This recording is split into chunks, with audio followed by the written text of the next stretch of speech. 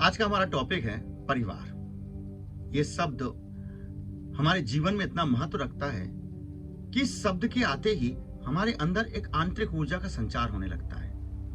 हमारे जीवन में वो सारे लोग जो हमारे लिए महत्व रखते हैं वो सामने नजर आने लगते हैं। परिवार है क्या? परिवार की परिभाषा क्या है? परिवार को हम कितना समझते हैं? ये सारी चीजें आज हमें लगता है कि शायद ये बेईमानी होती जा रही है।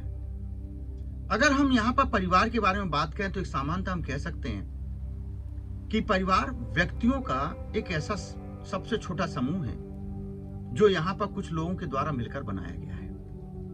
ये कह सकते हैं कि हमारे समाज की सबसे छोटी इकाई है। हमारे प्रशासन की, हमारे देश की सबसे छोटी इकाई परिवार होती है। लेकिन इस परिवार की परिभाषा अगर हम विदेशी इतिहासकारों के आधार पर बात करें तो परिवार की परिभाषा हमारे मैकाइवर और मैकाइवर पेज ने दी है। उन्होंने क्या बोला है? परिवार एक ऐसी संस्था है जहां यौन संबंधों की पूर्ति की जाती है और यहां पर बच्चों का लालन पालन किया जाता है। हमारे मैकाइवर साहब ये कहते हैं, हमारे मैकाइवर पेज साहब तो कहते हैं कि यौन संबंधों की पूर्ति करने व एक दूसरे के साथ तब तक रहते हैं जब तक कि यहां पर बच्चों का लालन पालन किया जाता है। सोचिए, ये हमारे विदेशी इतिहासकारों की परिभाषा है।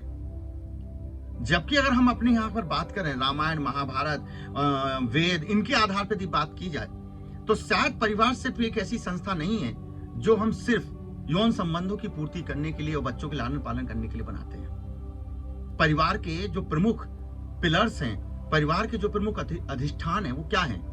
परिवार के प्रमुख अधिष्ठान होते हैं त्याग। परिवार में त्याग का होना बहुत जरूरी है। परिवार में वात्सल्य होना चाहिए, परिवार में स्नेह होना चाहिए, परिवार में सहानुभूति होना चाहिए। ये परिवार के सदस्यों के बीच में अगर है तो वाकई वो परिवार है। परिवार एक ऐसी संस्था है जिसके साथ हम रहते हुए अपने समाज के एक सर्वोच्चता को प्राप्त कर सकते हैं। परिवार एक ऐसा स्थान है जहां से हमें आंतरिक ऊर्जा मिलती है। परिवार बच्चों की प्राथमिक पाठशाला है। यहां पर अगर परिवार का माहौल आप सोचिए अच्छा होता है ना तो बच्चे का बुद्धि का विकास, बच्चे के अंदर सकारात्मक ऊर्जा का विकास बहुत तेजी से होता है। और यदि परिवार का माहौल अच्छा नहीं है ना तो आप देख सकते हैं कि बच्चों के अंदर कितने जल्दी डिप्रेशन आता है। क्योंकि परिवार में यदि सभी झगड़े कर रहे हैं, परिवार में लोग एक दूसरे के प्रति सहानुभूति नहीं रखते हैं, परिवार में एक दूसरे के प्रति त्याग की भावना नहीं है ना, तो फिर ऐसी स्थिति में आने वाली जो हमारी पीढ़ियां हैं वो भी उसी अवसाद में ग्रस्त हो जाती हैं। आपको यदि पता हो कि जो परिवार है, परिवार का जो महत्व है, कोरोना काल में वाकई पता चला हमें। कोरोना काल में एक सर्वे आया था कि लगभग कोरोना के दौरान 35 से 50 साल की उम्र के लोगों ने आत्महत्याएं की हैं और लगभग इसमें देखा जाए तो 10 लाख लोगों ने आत्महत्याएं की हैं। और 10 लाख लोगों ने जो आत्महत्याएं की हैं, हमारा सोचिए कोरोना का जो डाटा है कि इतने लोग मरे, लेकिन आत्महत्या की वजह से इतने लोग मर गए हैं, लगभग 10 लाख लोग।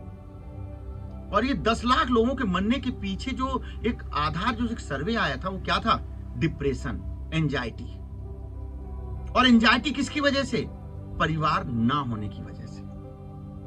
और परिवार ना होने की वजह से जो एंजाइटी आई, व्यक्ति के अंदर जो डिप्रेशन आया ना, वो व्यक्ति डिप्रेशन को झेल नहीं पाता है।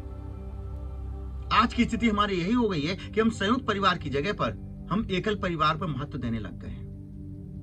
और यही एकल परिवार का जो महत्व देने लगे तो आप सोचिए हो क्या रहा है हमारे समाज में। फिर आप हमारे समाज की थोड़ी सी अवधारणा देख लीजिए कि यहां पर हमारे प्ले ग्रुप स्कूल खुल गए हैं।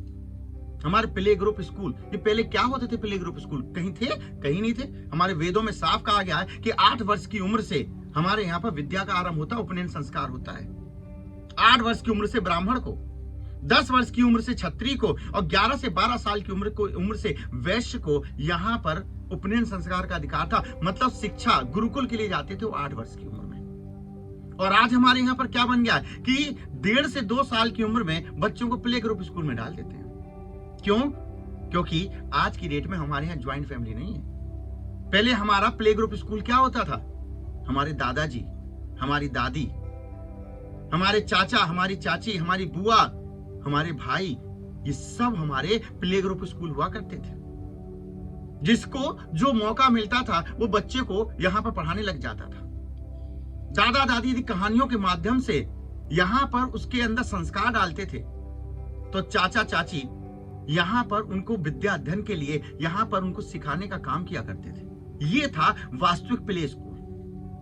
हम छोटे भाइयों के साथ में, हमारे बड़े भाइयों के साथ में हम खेला करते थे। समय कैसे निकल जाता था, कैसे बड़े हो जाते थे, पता ही नहीं चलता है। आज की डेट में तो ज्वाइंट फैमिली नहीं है, तो ऐसी स्थिति में आप खुद सोच सकते हैं कि बच्चों को बड़ा करना कितना टफ काम है।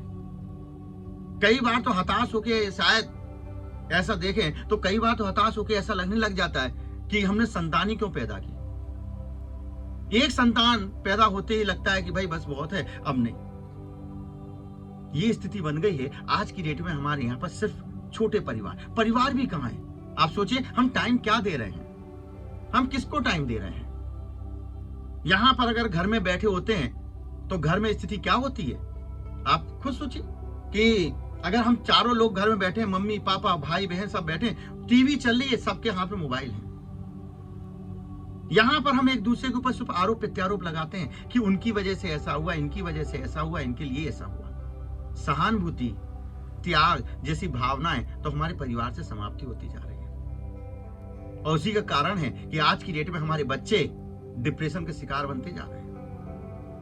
आज की डेट में हमारे जो आने वाली जो पीढ़ियां हैं, आप खुद सोचिए, मोबाइल में इतने खोते जा रहे हैं। क्यों? क्योंकि उनको दादा दादी का साथ नहीं मिल रहा है। उनको हमारे परिवार में जो भाई बहन चाचा चाची, इनका साथ नहीं मिल रहा है। ये लोग अगर घर जाते भी हैं, गांव जाते भी हैं, तो इन बच्चों के मन में एक ही भाव रहता है कि हम अपने घर कब जाएंगे। आप सोचिए कि ये आने वाली पीढ़ियां हैं और ये सारी चीजें खत्म करने का काम किसने किया? नो डाउट हम कहते हैं कि हमारे यहाँ पहले ज्वाइंट फैमिली बहुत अच्छी होती थी। ज्वाइंट फैमिली में भावनाएं भी बहुत अच्छी होती थी और ज्वाइंट फैमिली की वजह से हमारे संस्कार आते थे। लेकिन ये एक परिवार की अवधारणा ही गायब हो गई है। त्याग की भावना ही हमारे यहां से गायब होती जा रही है। तो हमें ऐसा लगता है कि हमें फिर से परिवार को समझना चाहिए। परिवार के अंदर जो त्याग वाली भावनाएं हैं, जो उनको समझना चाहिए। आज भी हमारे वर्तमान समाज में आप सोचिए, दिल्ली का एक ऐसा परिवार है जिसमें 75 लोग हैं। आज राजस्थान में एक ऐसा परिवार है जिसमें 185 लोग निवास करते हैं। और देखिए उनके यहाँ पर क्या माहौल होता है। एकजुट है वो, शक्ति है वो। और वही एक सबसे बड़ा एक ऐसा माध्यम है जहां पर बच्चे भी संस्कारवान होते हैं। तो हमें ऐसा लगता है कि आज की डेट में फिर से अगर हम बात तो कर रहे हैं सनातनी की, हम बात कर रहे हैं धर्म की, तो हम सिर्फ बात ही कर रहे हैं। अगर हम वाकई सनातनी में जाना है, हमें वाकई अपने धर्म पर बात करनी है, तो हमें फिर से परिवार में जाना होगा। हमें फिर से उसी ज्वाइंट फैमिली में जाना होगा जहां पर हमारे बच्चे संस्कारित बने।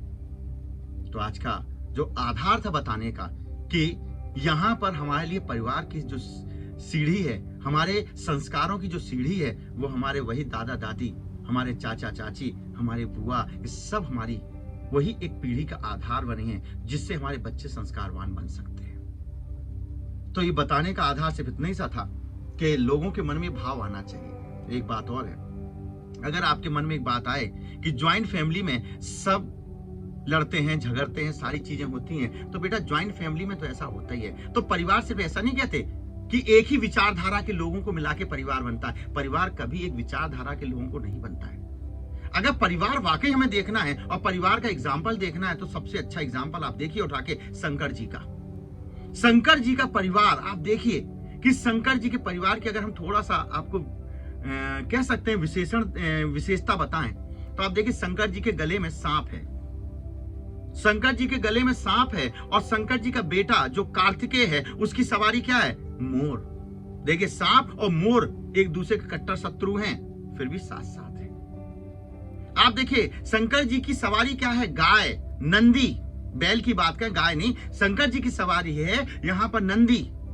और दुर्गा जी की सवारी है, देखिए उठा के क्या है? शेर।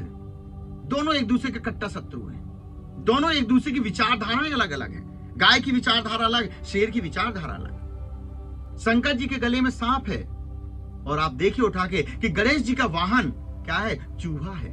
दोनों की विचारधाराएं अलग हैं और सबकी विचारधाराएं अलग हैं, उसके बावजूद भी सब साथ साथ हैं। तो परिवार इसे ही कहते हैं कि परिवार में भले विचारधाराएं अलग हों, लेकिन यहां पर सबके अंदर जो प्रेम, त्याग, स्नेह, वात्सल्य होता है, वही परिवार की एक मूलभूत इकाई होती है।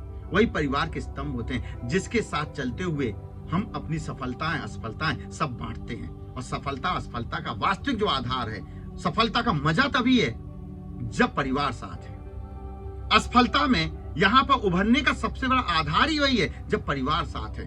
व्यक्ति बहुत से बड़ी असफलताओं से उभर के सामने आ जाता है। तो बस जितने लोग सुनने वाले हैं, ये परिवार का महत्व समझें, इस भावना को ध्यान में रखेंगे तो निश्चित है कि आने वाले, हम बात कर रहे हैं जो सनातनी जो धर्म की, तो निश्चित है हम उसको पाएंगे और फिर से अपने देश में उस इकाई को फिर से जीवित करेंगे।